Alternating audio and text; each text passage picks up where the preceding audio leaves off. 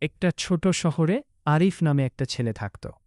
সে খুব সাধারণ ছিল, না খুব মেধাবী, না খুব খারাপ। কিন্তু একটা সমস্যা ছিল, সে যতই চেষ্টা করত পরীক্ষায় ভালো করতে পারত না। একবার সে খুব গুরুত্বপূর্ণ একটা পরীক্ষায় বসল। দিনরাত পড়াশোনা করল, কিন্তু ফল বের হওয়ার দিন দেখা গেল সে আবার ফেল করেছে। চারপাশে সবাই বলতে লাগল, তোর দিয়ে কিছু হবে না, তুই পারবি না। এই কথাগুলো আরিফকে ভেঙে দিল। সে একদম চুপচাপ হয়ে গেল। মনে হল হয়তো সত্যিই সে কিছু পারবে না। সেদিন রাতে সে ছাদের ওপর বসে আকাশের দিকে তাকিয়েছিল। হঠাৎ তার বাবার একটা কথা মনে পড়ল, জীবনে হার মানে সে যে চেষ্টা করা বন্ধ করে দেয়। এই একটা কথাই যেন তাকে নাড়িয়ে দিল।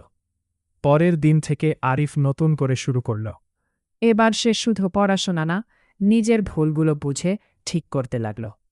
প্রতিদিন একটু একটু করে এগোতে লাগল।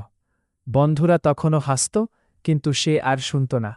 কারণ এবার তার লক্ষ্য ছিল পরিষ্কার, সে হাল ছাড়বে না। মাসের পর মাস কেটে গেল, আবার সেই পরীক্ষার দিন এল। এবারও সে নার্ভাস ছিল, কিন্তু ভিতরে একটা বিশ্বাস কাজ করছিল। ফল বের হওয়ার দিন আরিফ কাপা হাতে রেজাল্ট দেখল, সে পাস।